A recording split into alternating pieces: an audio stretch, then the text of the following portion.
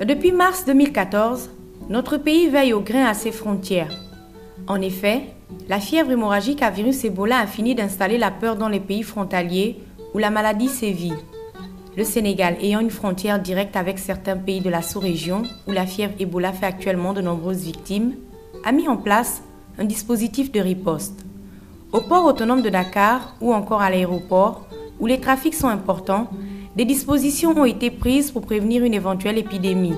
Ainsi, au port, plus précisément au niveau du contrôle sanitaire aux frontières maritimes, le rôle assigné à ce service est notamment la lutte contre les maladies infectieuses à potentiel épidémiologique. Depuis l'avènement de la fièvre hémorragique à fièvre Ebola dans la sous-région, nous avons renforcé les dispositifs de surveillance épidémiologique au niveau de la frontière maritime que constitue le port de Dakar.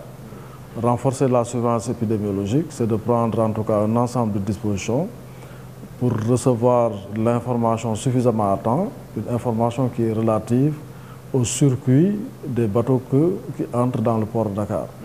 Ainsi, 48 heures à l'avance, pour tout bateau qui doit venir au niveau du port de Dakar, nous sommes informés de son circuit, c'est-à-dire de l'ensemble des pays que le bateau aurait fréquenté.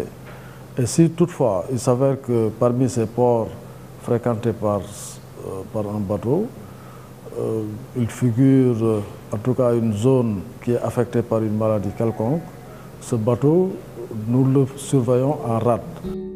7 jours sur 7, 24 heures sur 24, les agents du contrôle sanitaire s'adonnent à plusieurs activités dont une phare, l'arraisonnement de navires. C'est un dispositif qui concerne un certain type de bateau ayant séjourné dans le port d'un pays suspect pendant 22 jours. Ce navire fait partie d'un d'eux. C'est un porte-conteneur en provenance d'un pays limitrophe qui n'a pas été épargné par le virus Ebola. L'accès au port de Dakar lui est donc interdit. Le navire est obligatoirement placé en rade à 22 km du port de Dakar. On a vérifié si effectivement ce qu'ils ont déclaré, c'est ce qu'il y avait réellement. Il y a d'autres documents qui ne nous parviennent pas, que nous retrouvons que sur le terrain. C'est la liste de vaccination, par exemple, les certificats sanitaires du navire, c'est la liste, l'attestation de la pharmacie qui atteste que l'ensemble des médicaments qui sont au niveau du navire ont une date de péremption qui est en vigueur et qu'il y en a en quantité suffisante pour le nombre d'équipages qui est dans le navire. Et il y a aussi la déclaration sur la gestion des déchets. Donc ce sont des ensembles de documents que nous demandons et que nous vérifions. Et il y a aussi ce qu'on appelle la liste négative, c'est-à-dire tout ce qui est armes, munitions, oiseaux, animaux de compagnie, des explosifs. Même les narcotiques font partie de cette liste.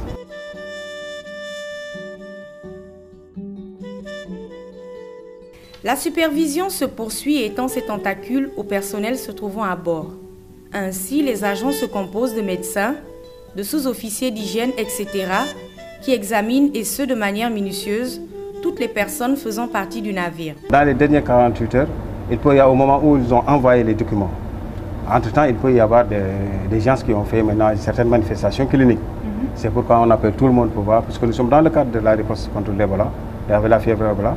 Donc on est en train de voir si parmi l'équipage, il n'y a pas personne au moment où nous parlons qui fait une fièvre qui est accompagnée d'une hémorragie quelconque. La procédure achevée, voilà le résultat. Le navire est clean, comme on dit.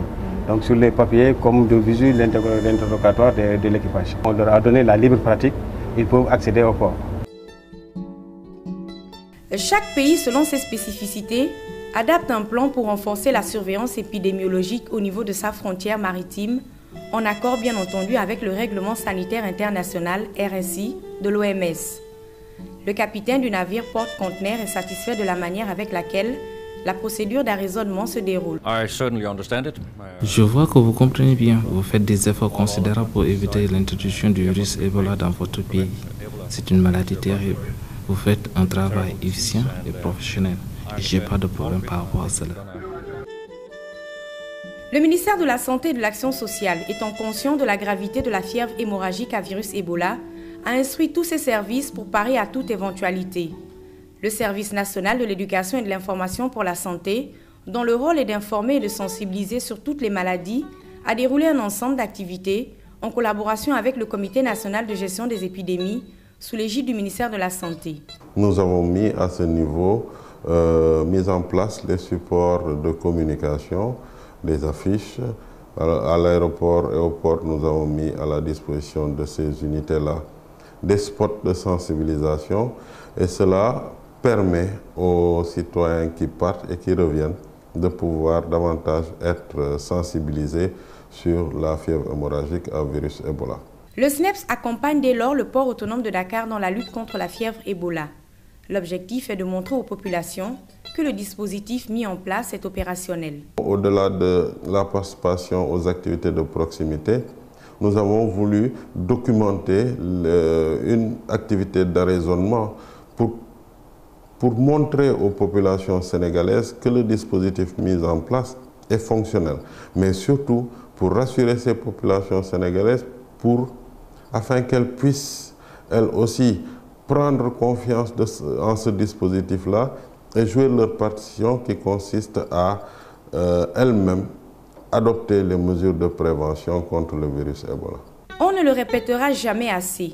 La fièvre hémorragique à virus Ebola n'a ni vaccin préventif, ni traitement curatif. Il faut surtout respecter ces mesures d'hygiène qui consistent à se laver les mains avec de l'eau et du savon et si possible avec de l'eau de javel, puisque le virus est sensible, il faut le rappeler, au chlore.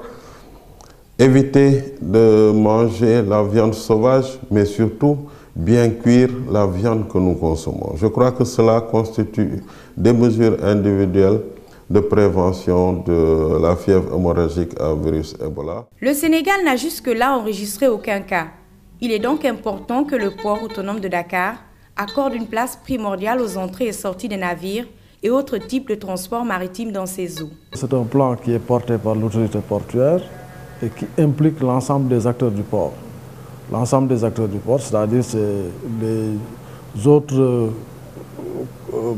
partenaires du secteur de la santé, comme le service médical du port, c'est les autres acteurs dont la douane, la gendarmerie et la police, mais c'est également les agences consignataires, la capitainerie du port. L'ensemble de ces acteurs, chacun en ce qui le concerne, est impliqué dans la mise en œuvre de cette réponse.